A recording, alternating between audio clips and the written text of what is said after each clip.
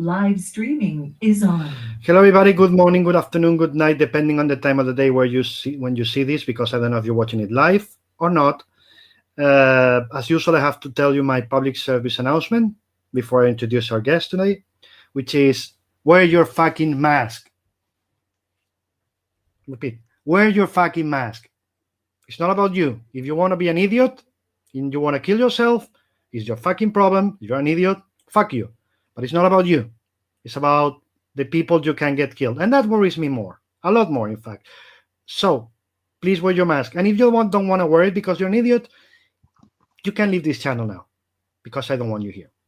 Simple as that. So please, now being a bit more polite, wear your mask. Save lives. Okay? So that and my usual politeness. Hello, Al. How are you? Not too bad. I fully endorse that message. Thank you How so you much. doing? All good? All good. You know, things are getting better here. We have kind of a second wave, but it's a lot more under control because, you know, it's the young people who believes they're immortal, as you well know. You give them the door half open and say, hey, you know what? We're better now. And they think that the door is like this wide open. So I kind of put a little bit on the older generations as well. It's not just the young people. Oh yeah, absolutely. I mean, I might just be talking about, you know, Britain here because Jesus, don't get me started. But like, yeah, we've definitely got a bit of a problem with the older generations thinking, you know, it's all a hoax, it's all whatever. Oh well, I've never worn a mask for anyone, bro. You know, I mean, you know, I don't want to say boomers, but you know, there's a bit of that. So it's not just the young people. It's not just the young people. I agree with you. You know, the elder idiots also. There's elder idiots also around, and of course you have the negationists. But fortunately, it's not big here, at least in Spain. Yeah. We have a big, you know, a big demonstration of negationists this morning, and it was a grand total of 100 people. Yeah, I think we had one of those a while back, and it was just this collection of real, you know, wonderful people. Yeah, as Donald Trump would say, they're the best. They're the best. Yeah, very very fine people. Very fine people, exactly. So, how's the family? How are you? Everything is okay? Things are okay. It's been, you know, my family's all right. I do have family members who kind of got it, and some are still sort of struggling a little with it. You know, they call it the long COVID, the kind of the sort of long symptoms. But like personally, I've been all right. I had, I don't know, I guess you'd call it a scare, like around May or so, because I got like a high fever for a couple of days, but it's one of those things you don't know if it's like coincidental or just, you know, just like a random disease or if it's like the thing. But you know, I played it safe, followed the guidelines, you know, stayed indoors, stayed isolated, did all the stuff. And so far it hasn't been back, but we're still, you know, apparently antibodies aren't like a huge protective factor with this thing, and also we don't really know if we had it. The testing at that stage wasn't in a great place, so yeah, basically playing it super safe. Yeah, but also it's normal to be a bit paranoid, right? Because we know what we know, and it's every time I hear somebody say, "Well, we know," no, we don't. The fucking bug took us all everybody. There is the governments by surprise, and we are learning right now. Everybody's I'm still finding stuff out. You know, there's like people were really keen to kind of at the start of it. People were really keen to kind of try and it works like this, and it's like that's almost kind of looking back now. That almost felt like a kind of a way to reassure ourselves. A way for people to like reassure themselves about like, no, this isn't like a scary unknown. This works like a thing that we've seen before, but it kind of doesn't. No. It's we can say that it's like things, but it's only like those things. It's not the same. Yeah, if it was like the flu, they'd know. Yeah. It- Yeah, it- we know what to do, but and it's like, it's like yes, but if every day or every 2 weeks you find out different things or some Yeah. things that they believe, the scientists believe 3 months ago, now they're saying, Yeah. you know what we believe now with more research, now we know it's Yeah. not like that or not exactly like that. They're learning as everybody else. yeah, it's I just listen to them instead of a guy who says he knows everything, yeah, the guy from the pub. It's like, what science is like learning new facts Yeah. and basing new theories on those facts. So it's like, occasionally you hear sort of, oh, well, they did think this and now they're saying this. And it's like, yeah, that's how science works. Yeah. Um, Trial and error, yeah, peer review until yeah, you find out that everything is correct. It took, yeah. I always put the same example. Do you think that Einstein's theory were accepted in the day? No, it took 20 years Yeah. until somebody could prove Yeah. what he had said, because they couldn't prove it at the moment. Yeah, They yeah. just couldn't. And you No, need there was peer review and you need proof that the science works. all sorts of theories. Like, I was reading about the Stephen Hawking, Mhm. and when he was sort of coming up through university, there were all kinds of theories about like the origins of the universe. Don't ask me off the top of my head what they were. I remember like the steady state theory, Yeah. but like the exact ins and outs, I'd have to like crack open my books again and reread it. But like you look back at these things and just like 50 years ago, they were these things that we just accept were still in doubt. Mm.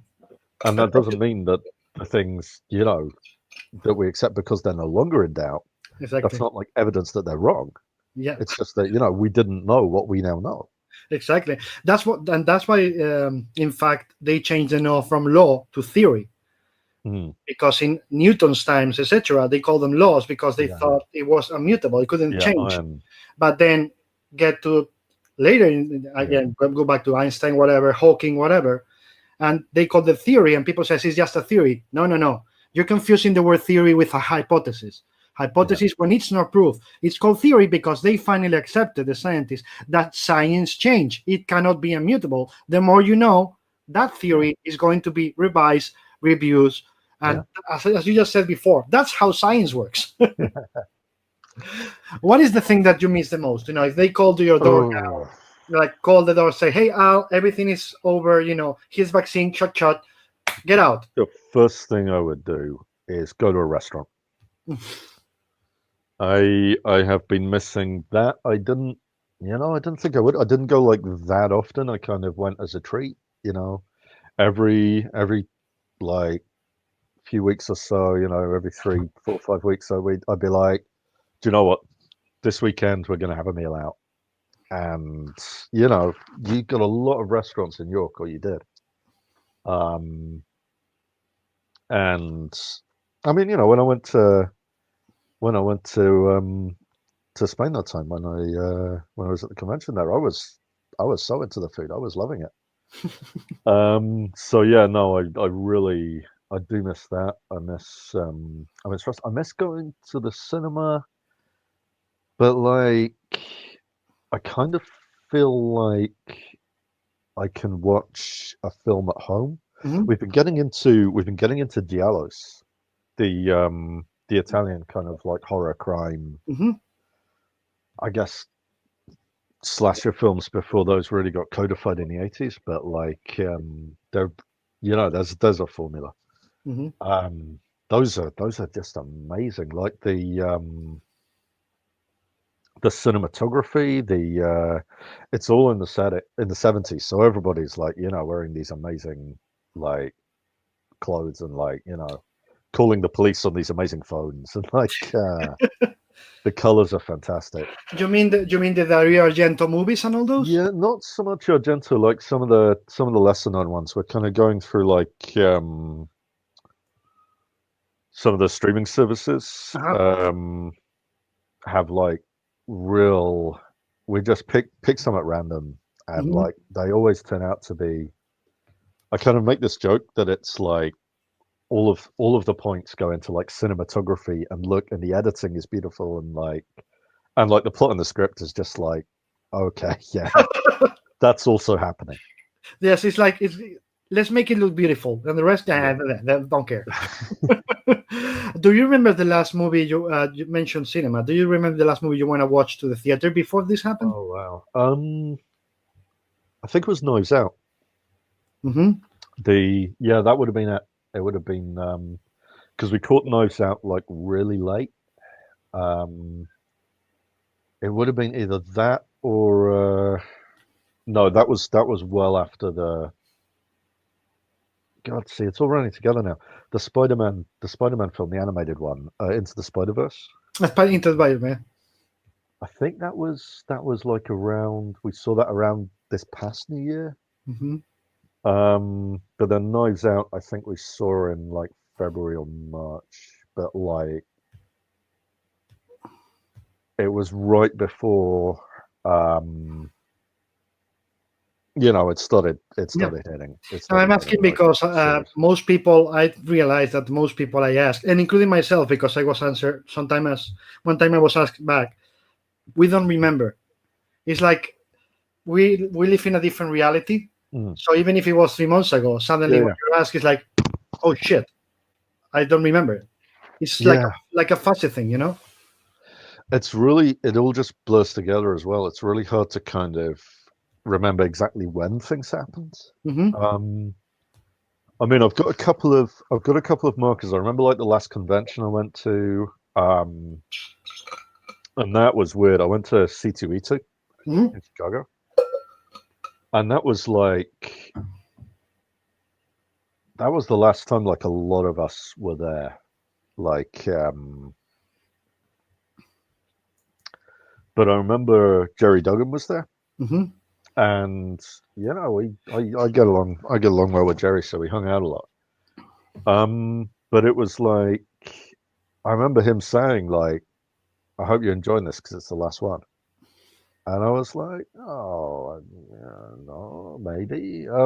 But even at the time, I wasn't shaking hands with anybody. If I did like forget myself and shake hands with somebody, I'd immediately slap on the stuff. You yelled, yeah.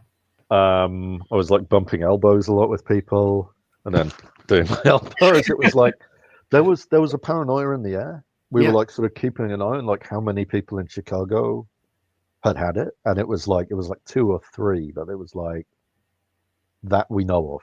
Mm-hmm. And this was like big crowds. I can't even imagine that now. Like a big crowd of people. But yeah, it was wild. I got an invite for a convention in March, and even I was seriously thinking about it, and I was thinking like, okay, well, I'd like to, and it was all like, no, we've taken it into account. There's going to be distancing, there's going to be masks, there's going to be this, that, and the other. And even so, I was thinking like, yeah, but I have to get there. Yes. And it's like it doesn't matter if it's like in, one of the tents from Outbreak, and I get to wear a hazmat suit. I've got to get there. Yes. And I've got to get there through like the British London Underground at a British airport, and like I know my own country.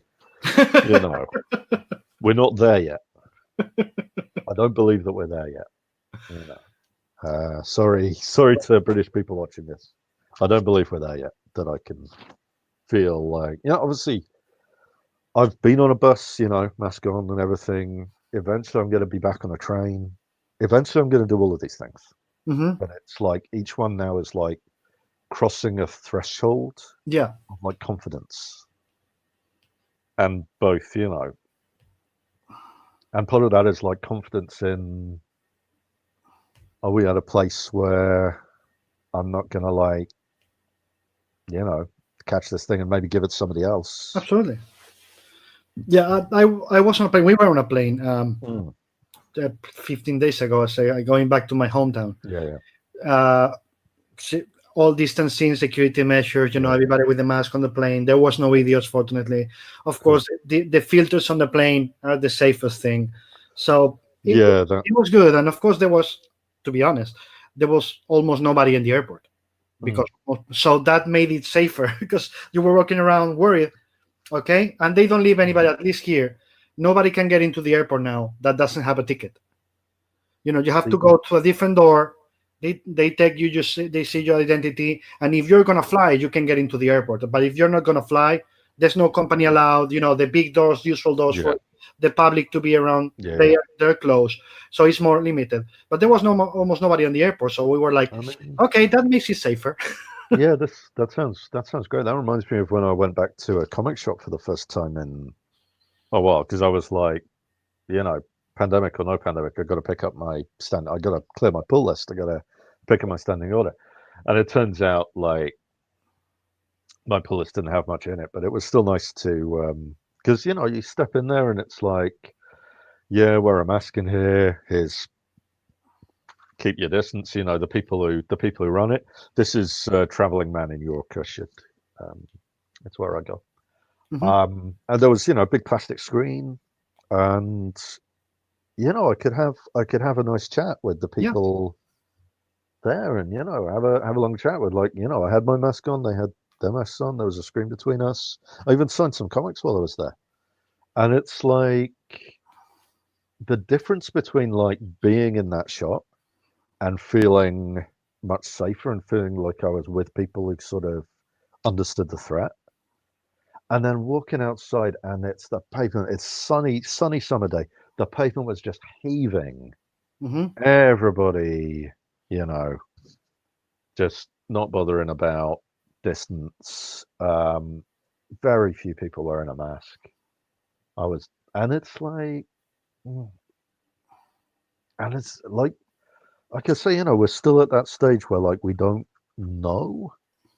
And it's like, on the one hand, okay, maybe it's fine outdoors.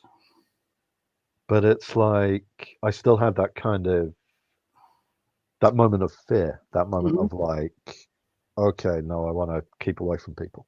Oh yeah. I know a lot of people who's doing the same. Staying home in any possible circumstance, just going, groceries and back home because they don't feel safe. And as I said, the element of paranoia is inevitable right now.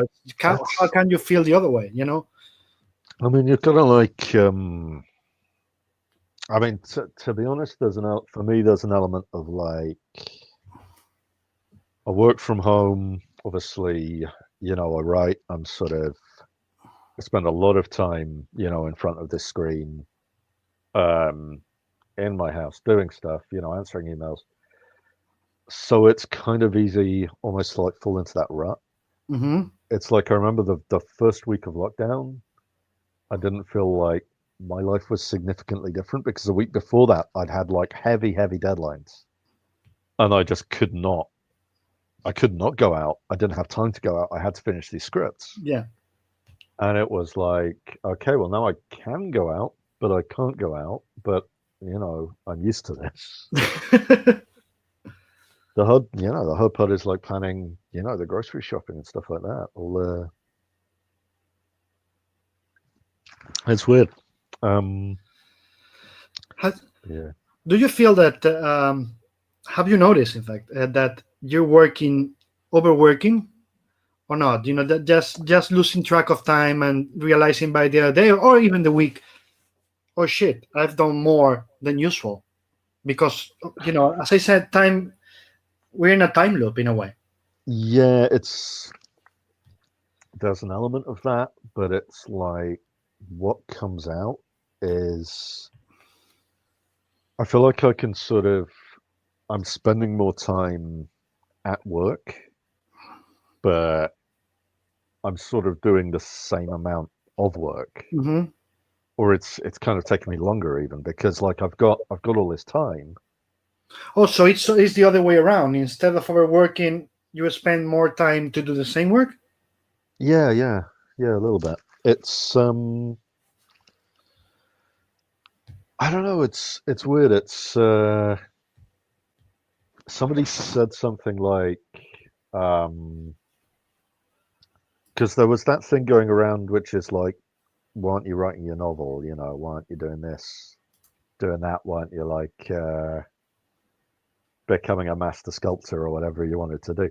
And it's like, yeah, but at the same time, we're all in that situation of like low grade anxiety all the time. Yeah. So it's like we shouldn't be thinking, oh, I should be doing like I'm trying to remember the exact things in the thing I saw, but it was like people are expecting to be able to do like 140%, and it's like actually we're managing like about 80. Yeah. And it's kind of like that. I don't know. I was one of the lucky ones. A couple of projects I was on went on pause, but a lot of the work I was in the middle of kind of just kept on going because it was sort of understood that like comics would need to come out. Mm-hmm. So I kind of got so yeah, I wasn't in the position that some were in where it was like I didn't have work suddenly. Yeah. So you know, I was able to kind of keep on going. Mm-hmm. So that was good. When you're working, do you have anything around like cacophony or like noise, like a TV show that you watch a million times that Yeah, ignore the visuals and just focus on the sound because you've seen it, so it's not going to distract you? You use music. What is your? I don't do that with TV. If people are speaking, that gets in the way. Mhm. But if people are singing, it doesn't. So it's like I do that with music. I have like I have these playlists I kind of work up for like for each book Mhm. that are kind of like tonally what I'm after. Like there's there's one for Guardians, there's one for Hulk. Mhm. I've got like a Oh, so you have playlist. so you said you prepare a playlist for each book, for a different one for each book you work on. Yeah, and then I'll kind of I'll listen to like random stuff as well. Mhm. Like especially if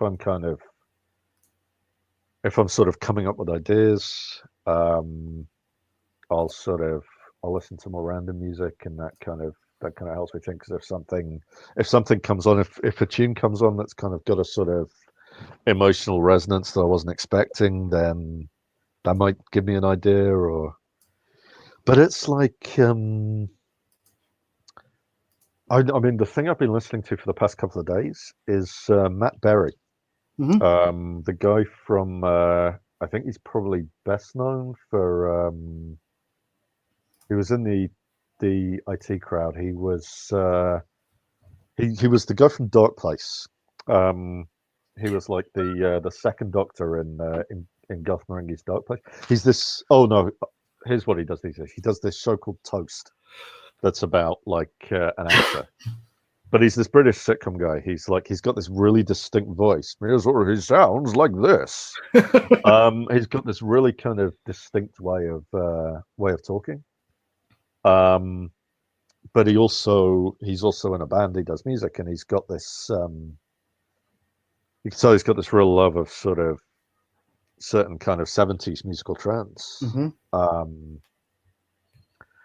But yeah, he does a couple of. I mean, I listen to a lot of Spotify these days, but like I've just been listening to like all of his output, Mhm. and yeah, that's kind of it's good for like working to Mhm. because it doesn't intrude. It's like it is that kind of very lounge. It's that very lounge music thing. It's very sort of very groovy, Yeah. but it's like but it doesn't kind of intrude. It's just sort of this like pleasant background. So that's really good. I know people who just can't have anything. Hmm. who like if it's not absolute silence, and it's like I can definitely see that, but I'd go insane if I couldn't like Yeah, listen same to thing. I anything in need this room. that's why I say I need the cacophony. My wife, Yeah. who's distance working now Mm. at desk, she needs absolute silence. So imagine trying to work Yeah, together yeah, because I need the cacophony, any sound, any kind of sound. If there's yeah. sound, I'm fine. It doesn't distract me. But if I have silence, I literally go insane. I'm the fifth of five sons. Mm. So in my house, of course, there was always noise, always. Silence was something you couldn't find. So that's what I grew up with. So if you take Yeah. the cacophony, I just feel like, okay, so somebody's going to call behind my back, Yeah. disturb me because that's not what I'm Yeah. used to. In terms of oh, just so you see a crazy thing. Right now, what I'm listening to for work is Finnish folklore music. Oh, okay. Hefningarna, Bartina, those are Mm. amazing. It's completely different than what you expect, but Oh, at the that sounds same good. time familiar. I'll check that out because yeah, that's I've got a little playlist of like um every Eurovision song. Yeah, like after every Eurovision, I'll try and remember the ones that really stuck with me, and I'll make a note of them, and then that goes in a playlist. But there was one from a couple of years ago which sounded like a kind of forgotten song from a Thor soundtrack. Hmm. Um, oh, hang on, I'll look up what it is. Yeah, it's from Rasmussen. Hmm. I forget. I think that was Denmark. Oh, it's But quite. it's called Higher Ground, and like on the night they were all just kind of on the night there was like a long boat, and they were all dressed as Vikings, and it was this big production number. But yeah, anytime I have to write Do Thor, I you stick do that on. Eurovision parties at home? Yeah, not this year because obviously there wasn't a Well, proper no, not this Eurovision. year. And like what they did have was like I think we ended up like we got so bored by like what they because it was just like a clip show or something, but we got really bored of it, so we just kind of got together with friends and went through like all of the songs that would have been on like YouTube, and we just had a kind of a little YouTube party on our own. But like no, every year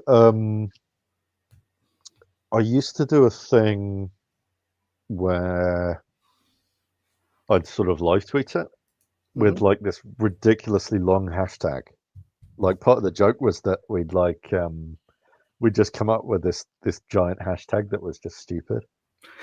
It was like Eurovision Power Zone, and then the year, and then it's like, and that's something like 20 characters, and like somebody during the night would always tweet me going like, "Why do you use this giant hashtag and couldn't learn to say anything?" And that was part of the gag. But like, I kind of that was sort of the years when um it was almost like a virtual party Yeah. because it was harder to kind of. But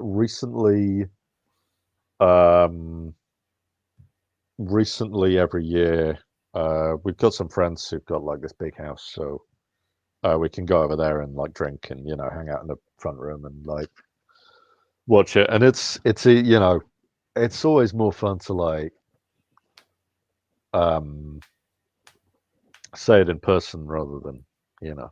I Yeah. mean, I enjoy the lecture. I like reading what other people who aren't in the room are saying, and like I like contributing to that. But there's less of the emphasis in that. And also, it's like it's not an ironic thing with me. I really like it. I'm really into it. I'm so annoyed that we keep sending like subpar acts in. I like we need to like and sorry Engelbert Humperdinck if you're watching, but like that was not great that year. No. That was not ideal. Um, yeah, no, I feel like we need to be sending some like top pop acts in, like, but it's kind of we're locked into this thing now where we think it's a joke, and it's like it's fun. It is fun. Doesn't mean it's a joke. Yeah, It's- in Spain we have a joke about they always are able to find the worst one. There's a That one. voting, popular voting some years with a jury or something like that. Yeah. And then you see the guy and it's like they managed again. They found the worst possible singer in Spain because they're horrible. They're just horrible. It's like nobody takes it seriously enough to send the good ones. And we have the good ones in Spain. They just send the hottest kid or the hottest girl or whatever. But he can sing, but she's hot. They don't care. Whatever. They just don't care. But Sweden or Ireland or you can see the countries that care. Yeah. For Sweden, you know how it is. For Sweden, that's like the national, like the most important national thing. Yeah. You could see even in the movie what's the actor's name? Ron Burgundy. Oh, Will Ferrell, is it? Will Ferrell. Yeah. Will Ferrell, yeah. You know the story about why he did the movie, right? Oh no. His wife is Swedish. His wife is Swedish. Oh right. So he was on a vacation. He told the story and I couldn't stop laughing. I think I laughed a lot more with his stories than with his movies. I don't like them. But the guy says, I was in Sweden with my wife and we go home to with his family and suddenly they're all together and they start jumping and celebrating and all that. And I didn't understand a word of what was happening. And suddenly somebody turns and says, it's Eurovision, man. How do you don't get it? So he was flipping for 3 hours, seeing the Swedish family going crazy with Eurovision. And he said, I fucking have to do a movie about this. I mean, that's a great thing. It's a great night. Man, we do a lot of drinking. We have drinking games.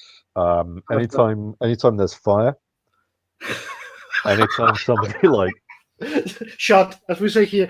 My wife and we have our drinks, we have our snacks, and we have our games too. She's like, okay, fire, shot, or whatever, ice, not ice, vapor. Okay, beer. It's all the way. Like every year, is like our party to just we enjoy it, we have fun, but it's as you said, a lot of games just to make it funny because it is. And then when the voting comes, you're like, okay.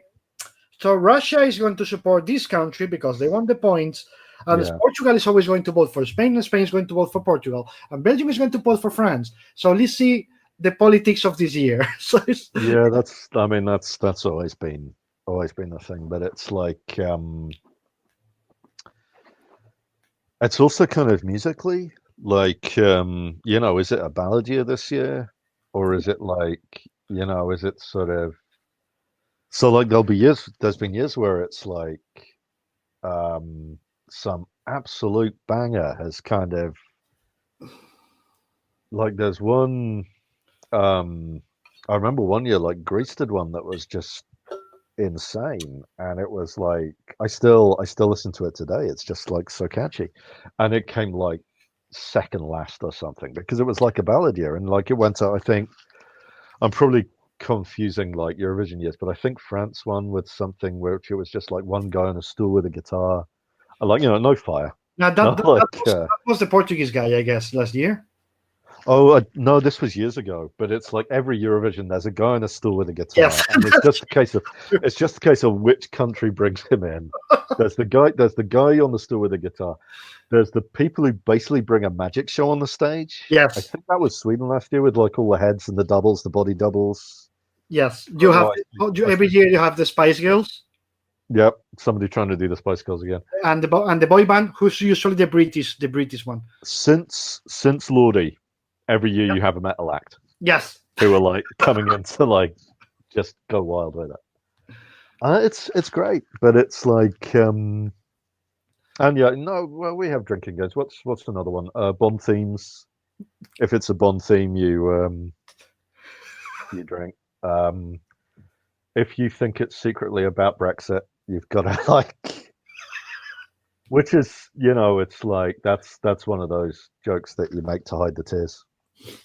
But it's like anytime a song is like, why are you making such a mistake? Why are you leaving?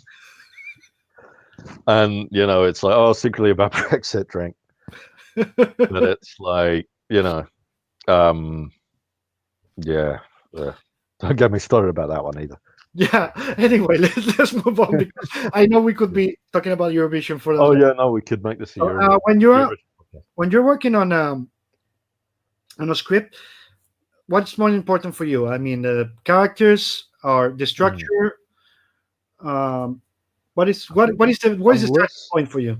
unless I've got a specific idea with the structure that I go in with, and Guardians issue 9 hasn't come out yet, but with that, and won't for a while, so I'll ignore spoilers. But with that, I had a specific idea for the structure of it, and people are going to see what that was. But generally, it's characters that come first. Like, I'll go in thinking about about the character, kind of what to do with them, and what would be dramatic for them, what would be an interesting thing emotionally for them to go through. I tend to write dialogue first and then sort of map out with that, but then occasionally if it's like a fight or something, and I've got a really clear idea in my head, I'll sort of write that Marvel style, and sort of sometimes I won't even put dialogue in. Sometimes I'll just be like, this is roughly what they'll be saying. Here's the expressions they have. Mhm. Here's what they're feeling, and then I'll work out what they're actually saying. Because if it's a fight scene, it's it'll be like banter or just grunting, but or it'll be like what they're thinking about. But yeah, generally it's characters and dialogue that come first with me. I'm not that I'm not that great with I always think of like Spider-Man lifting the heavy thing. Mm-hmm. Like for me that's about he's lifting this incredible weight that nobody could lift, and he couldn't lift. And but it's like the drama there is like everything he's going through at the time, all of like the internal stuff. He sees Aunt May's face, he sees Uncle Ben's face. You don't actually need any of Stan's writing there, because the pictures tell the whole story, like silently. And it's like, but it's an emotional story. And it's like, but there are people who would be like, yeah, why doesn't Spider-Man lift any heavy weights anymore? Why doesn't he lift a heavier weight? I'd really like Spider-Man to like lift an even bigger weight this time. And it's like, yeah, but that wasn't the point of the scene. And I guess I've got a thing where it's like the kind of the physical, I mean, they're called feats, but like the kind of physical displays, the sort of thing of like, they're almost secondary to kind of the emotional breakthroughs and things. And I think that was that's been, I think, maybe an issue people have had with me in the past, is that the spectacle of it. I'm sometimes a little bit vague on that. But I'm sort of, I listen to criticism. I'm learning to have more spectacles and bigger bigger things. But it's the emotion that comes first with me, I think. Mm-hmm. What do you find in I guess you read comics as a kid, as everybody else around. What made you decide this is what I want to do? This is what I want to write comics, and not in any other fields specific. I know you're written for other fields, but is comics your first love and the one thing? Yeah, I mean, I definitely wanted to do some kind of writing as a kid. I wanted to do some kind of like creating. I was one of those kids who drew a lot. And it was like, I feel like there's this threshold of being good at drawing, Mm-hmm. where like, you kind of decide whether or not you pursue it. And it's like I can cartoon, I'm good with faces, I can draw a good face. I'm a little less good with like anatomy, but I can, I know roughly where the arms and the legs go. If you ask me to draw like perspective or a background or like a window or a car or a horse or like anything actual artists have to draw, then yeah, I just fall down completely. And that was true since I was a kid. And part of it was like a lack of patience. Mm-hmm. I think if you're an artist, you need like, you're working on one image. You're working on the one panel. You don't like in the middle of the one panel think, oh man, what about this panel later? Mm-hmm. And I'd always be doing that. I would be always like, no, I want to hurry up and get this one finished so I can do the next one. So like writing, that was always the bit I like, deciding what happened in the thing. And it was, so yeah, when I was a kid, it was definitely like, I definitely wanted to go that route. And I think I was kind of, in the end, I definitely sort of practiced writing comics. I definitely I knew what a script looked like. That I'd seen examples from places like 2000 AD. But it was 2000 AD kind of printed their submission guidelines. Mm-hmm. And that kind of made all the difference because it's like, here is the way in. And with American comics, there isn't that same, and you can see why, but it's like the openness of the submissions with 2000 AD. I still recommend it as like a way in for people. If you want to write, then 6 months out of the year, 2000 AD still have a completely open submissions policy. Like, you send them a thing, and make sure you format it properly, make sure it's spelt correctly, make sure there's a cover sheet. Don't give them any excuses to just look at it and go, oh god, no. Because yeah, I always say they have a million a reasons to say no and just want to say yes. Yes. But it's like, at the same time, if you send something in, they will look at it. Mm-hmm. And it's like, you can't say that about a lot of companies. So, I mean, not unless you want to kind of team up with a writer and pitch something like as a package. But if you just want to send in like a script that's 4 pages long with a twist ending, which, and that's a nice amount of work to commit to as well. It's like, you can write like 4 pages with a twist ending. There's somebody pulling up outside. I'm just gonna look out the window and grab a drink of water quickly, and then I'm gonna get right back to this. Sorry. Yep.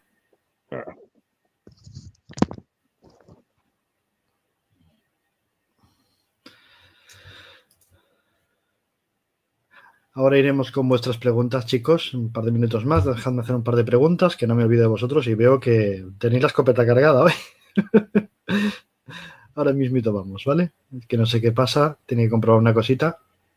A lo mejor es que le traigo un paquete de Amazon. No sé. Dejadme beber agua. In English, we'll get to your questions very soon. Give me a couple more, because I see you sent a lot today. I'll just probably have to get a package from Amazon or something.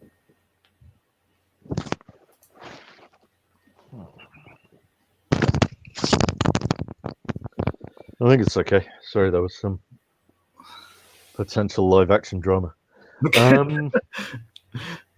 No, it's like I was saying, it's like one of the bits of advice I always give to people is like, start with something small.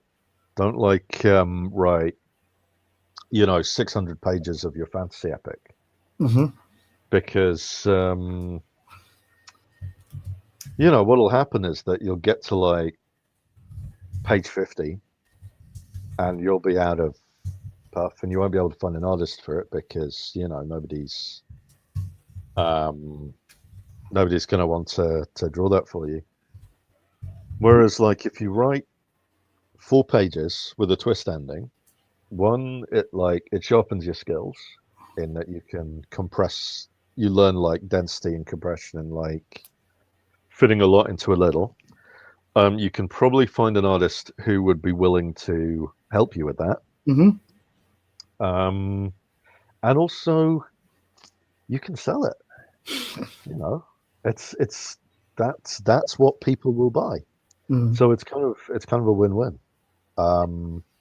Whereas like, I don't know, I know people who are like, oh well, here's like a 20-page thing, here's a 4-issue mini, here's this, that, and the other. And it's like, yeah,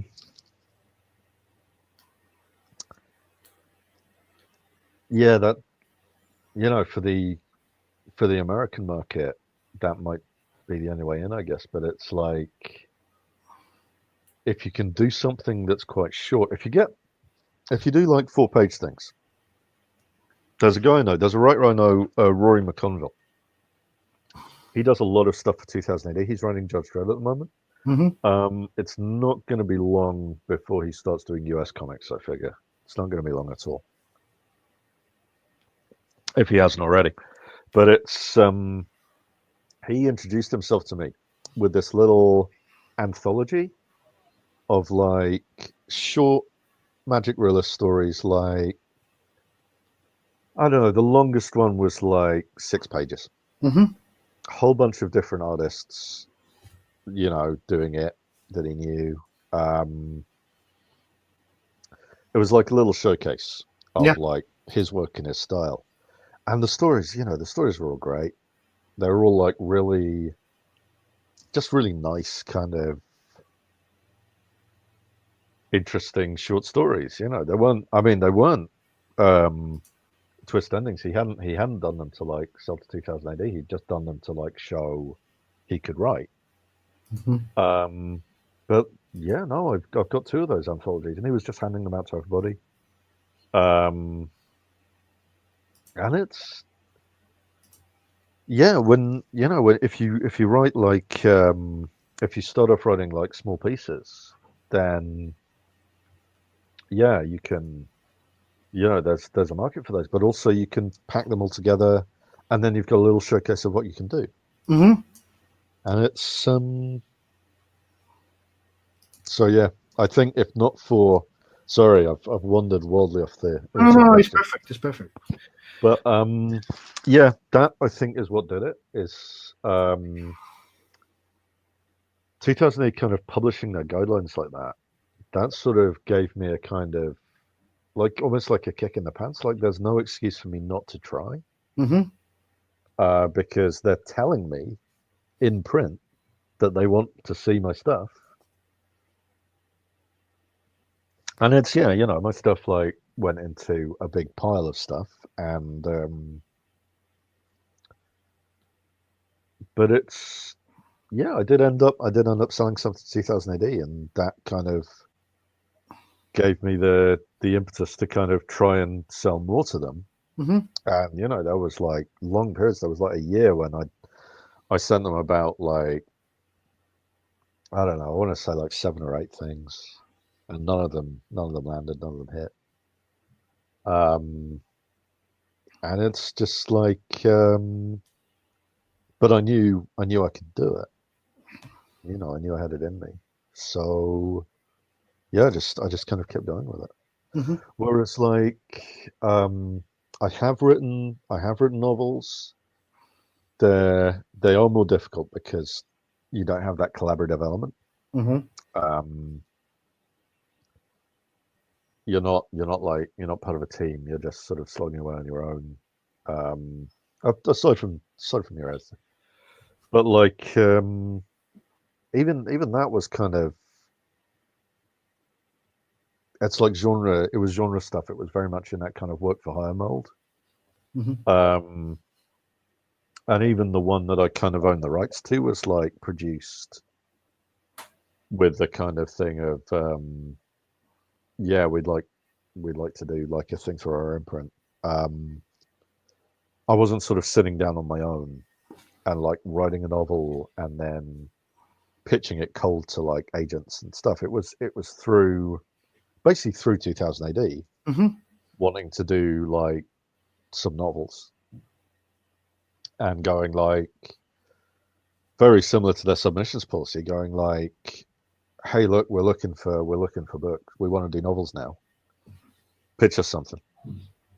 And to start with, it's like pitch us something.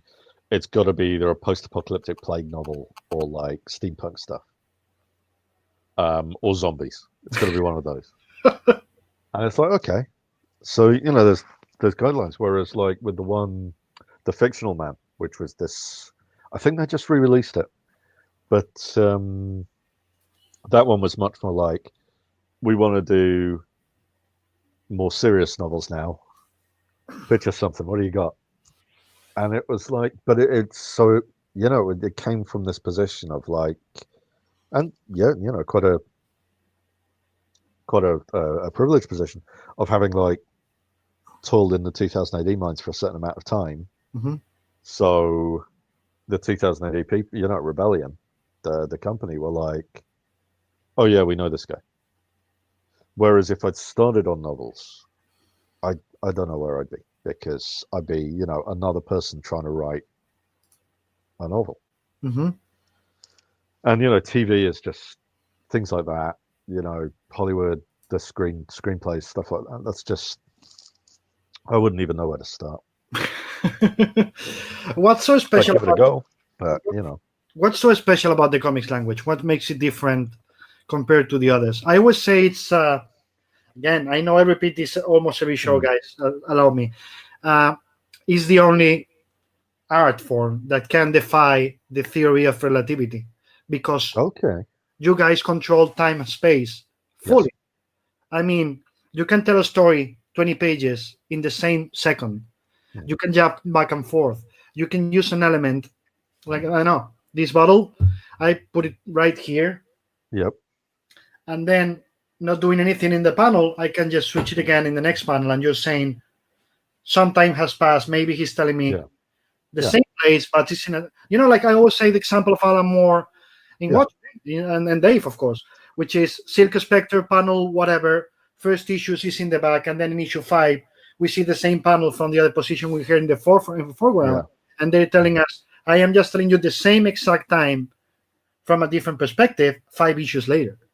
So that was great. That level of control, including with the shape of the panels.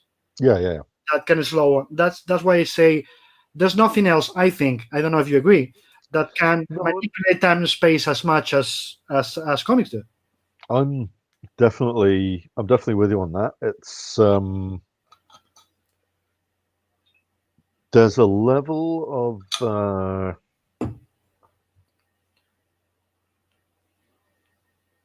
the unknown with comics as well, and like I was saying before, I'm kind of, when I do just prose novels, it's just me and the words. I'm kind of, to an extent, I'm controlling what the reader sees. Obviously, in their own minds, they'll kind of imagine things differently. But it's like, well, you are the manipulator of time and space, right? But when I'm doing prose, I control like every word that kind of the reader sees. With comics, I'm sort of putting myself into the hands of the artist, and that introduces an element of kind of uncertainty. And this is one reason I really like working for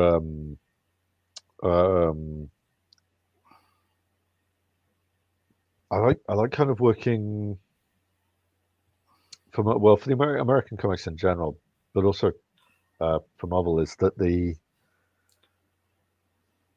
that was my first introduction to like the Marvel style, and both in terms of like, okay, well, what happens if I don't, decide how many panels are on a page, if I abdicate that, but also like it's the first time I was in a situation where I could like write a full script, see what the artist made of it, and then change the dialogue.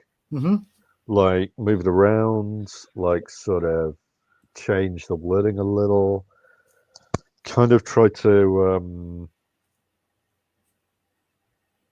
like fit it better with the art, fit it more organically to like what's on the page. Mm-hmm. And the that's something. So in terms of the other mediums like within my reach, that's something I can't get from prose. It's not really something I can get from any other medium in which I'd be working alone. Mm-hmm. Is that kind of uncertainty, that spontaneity. You miss the synergy with the artist when you're working in prose?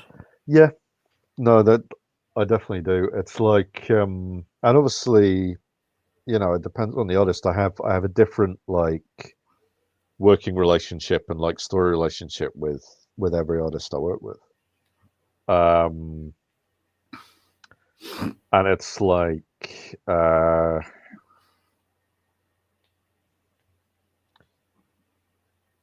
when I know who's drawing a thing, I'll sort of slot into a space where I'll be trying to play to their strengths Mm-hmm. as I see them, and trying to kind of play to their like what they like doing, what they do story wise, how they'll put a page together. Like very quickly, working with Joe on the Hulk, Mm-hmm. I've told the story many times about like the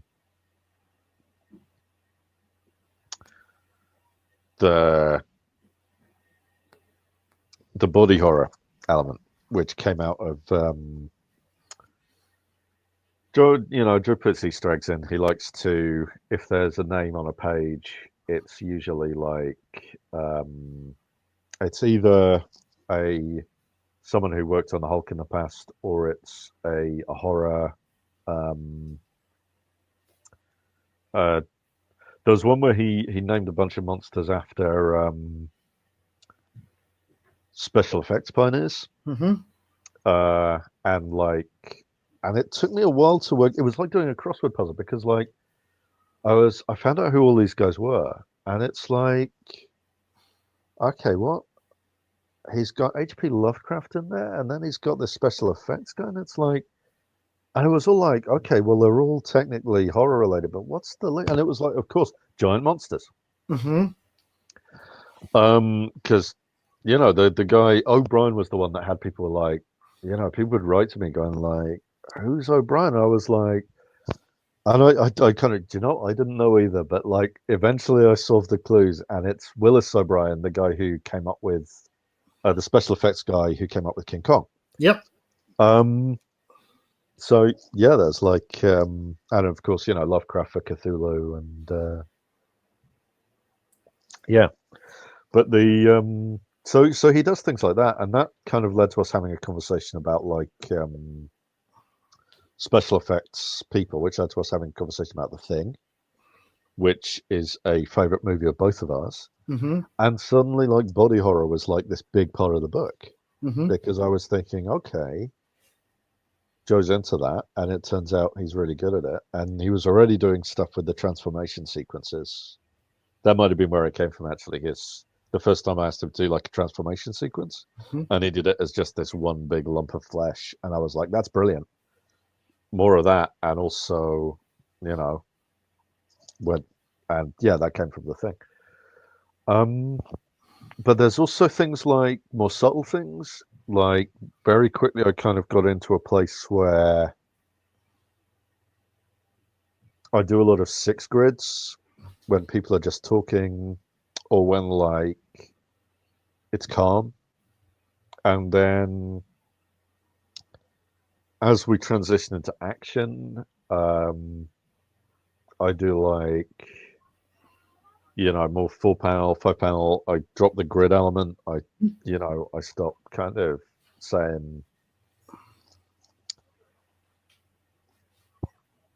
I mean, I'll still occasionally put in like, I'm seeing this as a tier of so and a tier of so and a tier of so, but it's like, that's a suggestion, and Joe will follow it or he won't. But what I know he does when the action ramps up is that he puts the panels on a tilt. Like he starts with a kind of Dutch angle to them. Mm-hmm. And I've sort of learned to I sort of subconsciously anticipate that now. And occasionally he'll just ask for something. There was a thing, I think, in the issue that just hit the stands. The bit with Titania and the Hulk and a bulldozer. I'm trying to think if that's the issue that's about to hit or the issue that just hit. I think it's the one that it is the one that just hit. But yeah, basically, that was Joe going like, I've been reading a lot of Jeff Darrow lately. And I was like, well, okay. Well, right now I'm writing a fight scene, with this kind of vehicle in it. Live streaming is on. Sorry, guys. YouTube took us out for some seconds. We seem to be back now. Apologies. You were talking about fight scene you're writing now. Yeah, no, well, this was like months and months ago I wrote this, but it was like I think it's the one that just hit the stand, and there's a sort of a Jeff Darrow inspired bit, which is something Joe asked for. But yeah, and there's things, and meanwhile there's people like Javier Rodriguez. Mm-hmm. Anytime I wrote for him, I know like I'm gonna get something back that's gonna be totally. I tend now to write him very sort of, and in fact I just wrote something from quite recently, and I really can't say anything more than that because yet to be. I know what it is, but I won't say it. Don't worry. Oh yeah, sure. No, he'll have told you. Yeah, we're getting that got paused for the COVID, but we're getting back to it now. I am so happy that is coming back. Yeah, no, me too. I am really like, oh, that's wonderful that we get to do that one. But so yeah, that's your comics news tidbit. I'm doing stuff with Javier again. But I've been working on. I've kind of gone almost full Marvel style with him on that because I just know that like, what he's gonna do, what he does, is just so. Just layout wise, he's just got this beautiful mastery of layouts. And another person who does that is Juan Cabal on Guardians. And like anytime I work with him, it's like I do give him full scripts because there's a lot more. I think with that right now, it's like the emotional beats. I need to kind of plot them out and I need to sort of. It's not that I need to dictate how many panels are up, but in my own mind, I need to pace it, like purely for myself. And I know he's going to come in and he's going to do something amazing with it, and what I get back will be, his magic all over it. And then I'll rewrite it to suit that. Or rather, no, because the thing he does, actually, no, this is why I do full scripts with full dialogue for him, is because he kind of places the balloons himself. So I try to, he's very, with his layouts, he needs to know where the balloons go. So I try and make it as like, I'll sort of change phrasing and I'll try and, but when I come to dialogue it, unless it's like a thing where no, this is with the art, this is going to be better. Unless it's something where like I know I have a really strong gut feeling that I can do better than I originally, and it'll work better with the layout, I will just go by his layouts. And I might like change phrasing. What I do a lot is I trim stuff. Like if I go back to something like, after a month once the art's happened and like see, I have given him some stuff in the latest thing that was Marvel style. to kind of see what happened. But like, and that's come out brilliantly. Hmm. But I will go back to like the script after like a month too, and I'll find stuff that's just like I could have written that better, and it's like, during the art process, it's almost like I've put the script in a drawer for a while. Hmm. And then once all the art is in, I can kind of come back and look at the dialogue again, and it's like, oh yeah, man, there's a much snappier way to say that. Mhm. There's a much more like this whole conversation here, it's like it's like I'm a lot more kind of and sometimes it's like sometimes it's sort of fit the art a little bit, but mostly, especially with Lan, it's mostly to like the bits that are too wordy Hmm. in the original thing. It's just like there's always a polish you can do. There's always like a way you can kind of snap it up a little bit, Hmm. add a little bit of extra, and usually that's by taking stuff out, Hmm. just like taking out an extraneous word here or there, a clunky bit, just streamlining it. Yeah. But like, Your screen is black right now. Can you? oh, Okay, okay, wow. You're back. Finally, it was like black for like 15 seconds. It looks okay now. Oh, So, do you want us to go with people? I would ask you Yeah. I should have 20 some more things, questions. but let's go with people so they don't lose the chance Yeah. to do their questions. Okay. Definitely, Okay. definitely. So Angel Perez first says, "Hello, everybody. Thanks for the man responsible for the new great era on Hulk and Guardians, and thanks to our host David for the chance. Blah blah blah. Thanks to don't talk about me." Daniel Badosa says, "Hello, Mr. Ewing. Big fan of Immortal Hulk, and we only find them when they're dead. Fantastic stuff. What's the best writing advice you ever received, and still apply today on your own work?" I kind of said it earlier, but there's a book, Russell T Davies, the guy who wrote when Doctor Who returned, Yeah. back in like I think it was 2005. 2005, But he wrote that. He was the runner and main writer. Yeah. he was the showrunner. But he wrote this book that was basically just a collection of his emails with this journalist he knew. Just like a back and forth, like throughout the production of, I feel like a whole season of Doctor Who, and then like a bunch of specials. Mm-hmm. And he was the whole time he was like back and forth thing, nothing off limits, no question off limits about the process. And just like it's a really great book if you can get it. I wish I could remember the title of it. But if you look up, Russell T Davies, like books he has written, Mm-hmm. You'll see. I think the name of the journalist was Ben Sherman, Ben something anyway.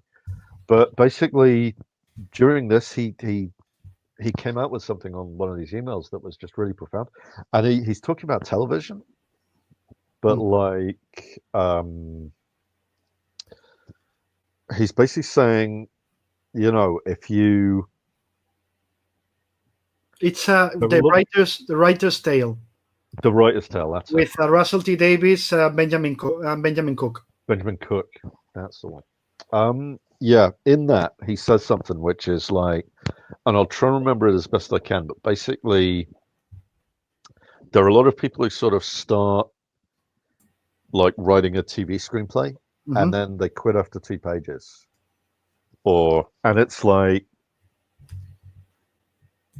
he says a thing where it's like, if you've just written 2 pages, nobody's going to care about those 2 pages. Nobody's going to read those 2 pages. Nobody's going to like love those 2 pages. You've got to finish it before, and you can write the best 2 pages in the world of dialogue or like screenplay. But if those are just like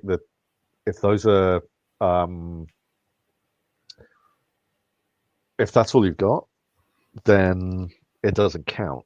Mm-hmm. You need to have a finished product, and with to translate that to comics, it's like people will love a page of stuff or 2 pages of stuff, and people will read it and pass it around if you've written something that's 2 pages long.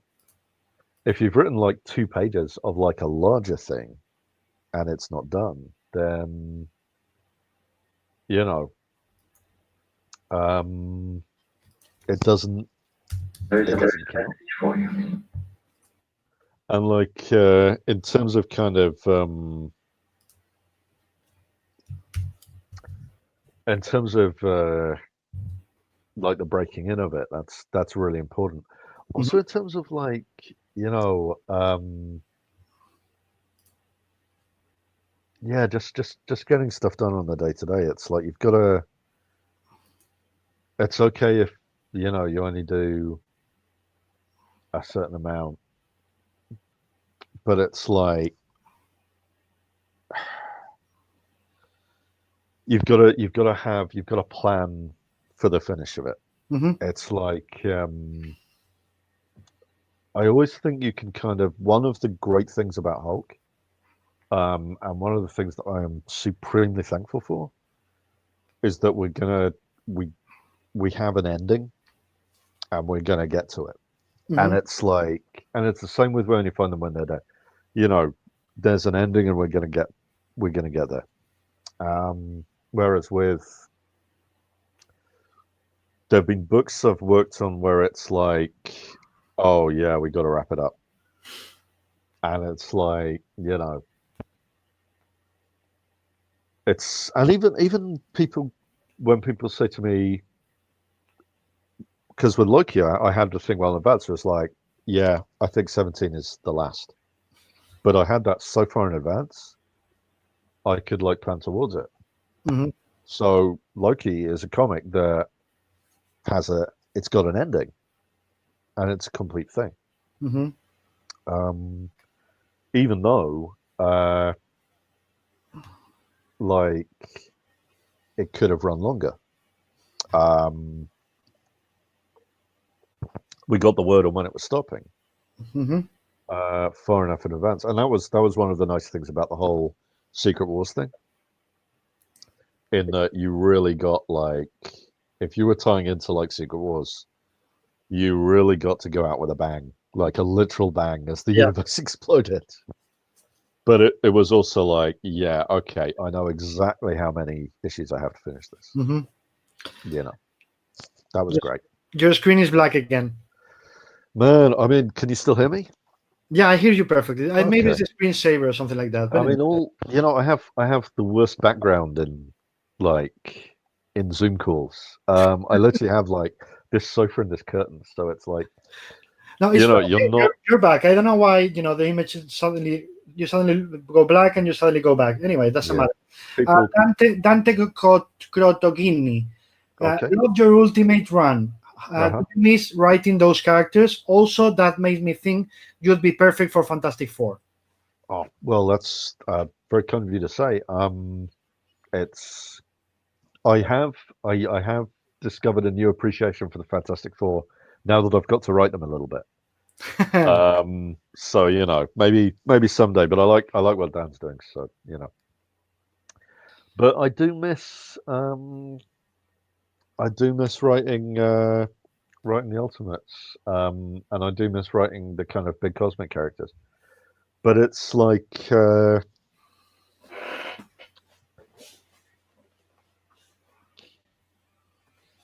I'm glad to see when other writers take those characters on. It's like the thing that sort of worries me about like because I write a lot of characters, and I like a lot of characters that are kind of not the big, like the ones in the movies. So I'm always really glad when I see like when I read like, you know, Christopher Campbell's Doctor Doom, or that Strikeforce book that I think Teeny Howard was doing.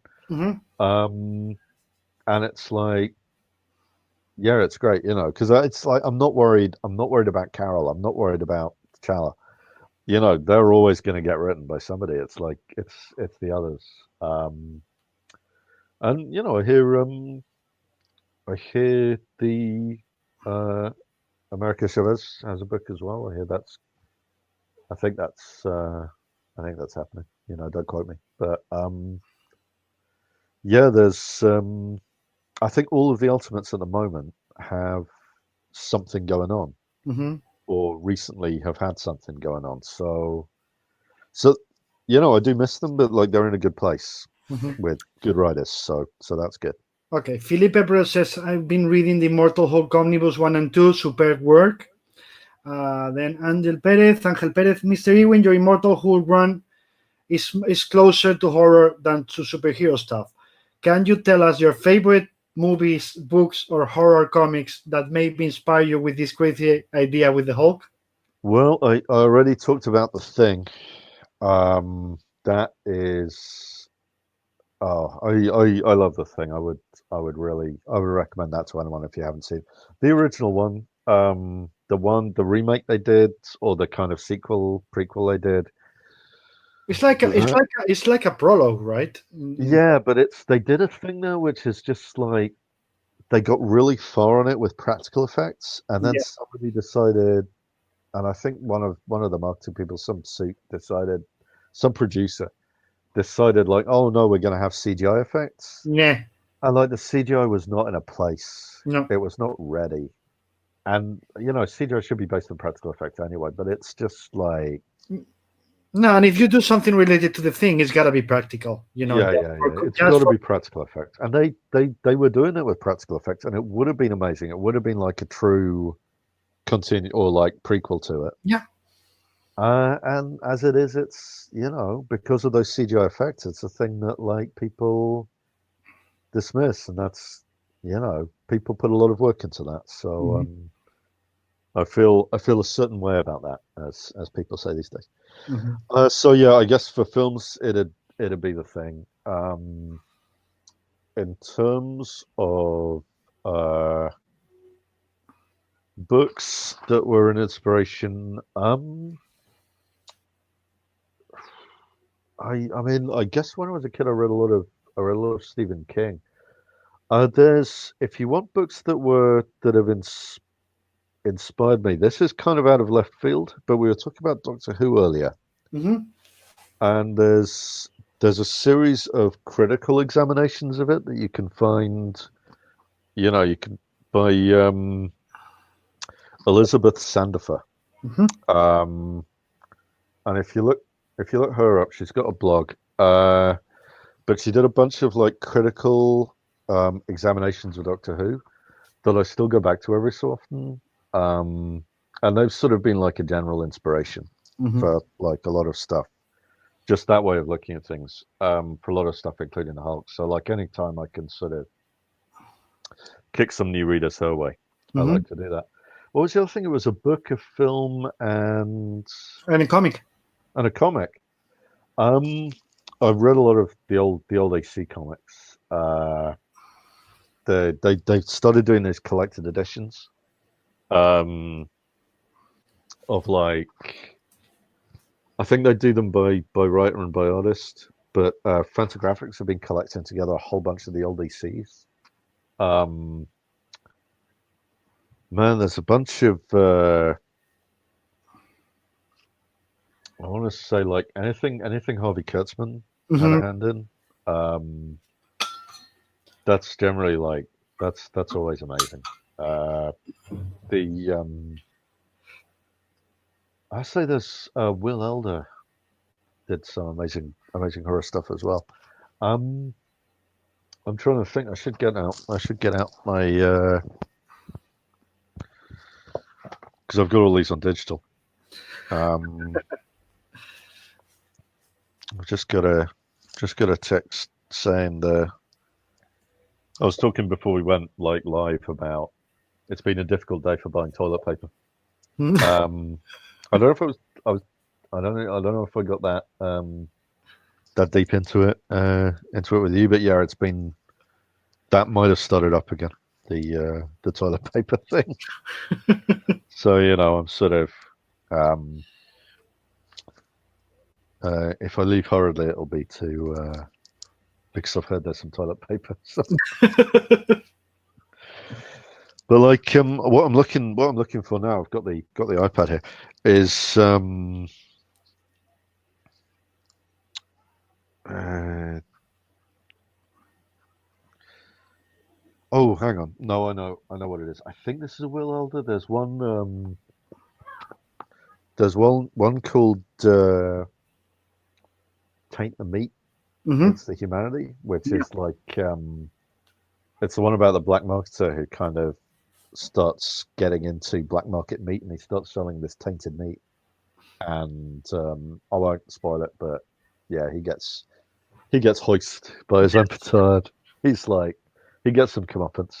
But there's also one like God, there's a great one about like the captain of a ship who sort of, wants all these EC stories are like motivated by like sexual jealousy. It's like running through it. There's like all this thing of like the captain wants his first mate's wife, and there's always these plans to like bump off the husband. But like the captain gets his first mate like infected with this bubonic plague, so you sort of see all the flesh dripping off, but there's a bit where he staggers to the back of the ship and he goes through the rail, like his body's become so mushy that like he like slumps against the rail and the rail goes like right through him, and like Will Elder does a great job on that one. Mm-hmm. So yeah, I guess in terms of the body horror, that's definitely something. Oh, in terms of comics that are an influence, Wasteland, the DC comic from the 80s, which was John Ostrander and Del Close, who was a big guy from National Lampoon. He was in, if you want another horror movie, The Blob, the remake of The Blob, he was in that. And that's a great one for practical effects.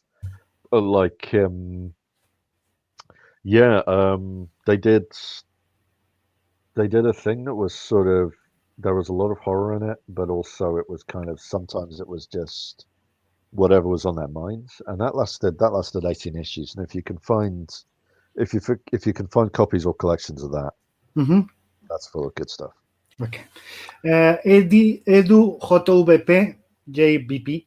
Hi, Mr. Ewing. I love the Empire, and I was wondering if you are going to write the next chapter in Teddy and Billy's history.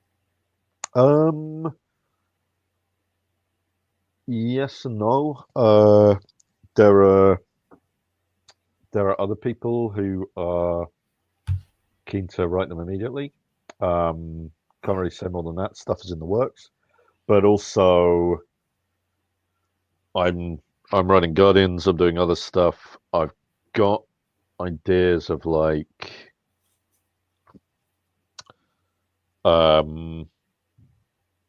how that continues, and I do see that as like the whole Billy and Teddy's their new status. I see it as something I want to continue, like, and like establish more and kind of generally work with. So yeah, the next chapter of that is a good way of putting it. I've got some ideas. Other people have some ideas. I think Empire's sort of significantly boosted their standing in terms of like writers wanting to do stuff. So that's good. Mm-hmm. Means we get more Wiccan and Hulk writing in comics. So yeah, always a good thing. Okay. Dante says, I love issue 24 of Immortal Hulk. Was it hard to convince your editors to do that story, considering how different it is? The one with the leader. Also, did you choose the artist? Did you pick the artist who that replaced Joe Bennett? Yeah. Generally, with guest artists, we have conversations about it with editorial. Who's available, who'd be good on this. I've worked with Butch in the past, and he actually drew the very first kind of the first things I ever did at Marvel. So I thought it'd be nice to bring him back and work with him again. Mm-hmm. And I thought he'd be good for the kind of the flashback nature of it. Mm-hmm. Like going through Marvel history, he'd be a good choice for that. I think it was hard to write in terms of how much there was to write. Like we had 20 pages for that, and the leader has a long. He's been around since the 60s. He's Mm-hmm. got like a long history. There were definitely things that I saw and I thought I'd really like to get into that, but we don't have room. Like we didn't bring up, we brought up the time he turned back into Sam Stern's in the Peter David run, which was like quite early on, and I think gave him the sort of one of his definitive looks as a human. But it's like there was a time in the Bill Mantlo run, or it might have been before Bill. No, it was before Bill Mantlo. It might have been Roy Thomas. But there was a time in like a much earlier run where like he turned human as like a ruse, to, but he'd sort of given himself amnesia, so like nobody would know he was the leader, even himself, which is a very leader thing to do. But it's that there was that whole thing, and that was fascinating to me. That was like I was like, man, I really wish we could work this in, but it didn't really kind of fit into the story I was telling, which was like the leader's relationship with the Green Door and all of that business. It didn't really fit in there, and we only have 20 pages, and there's a lot I wanted to kind of bring in. If things had gone a different way,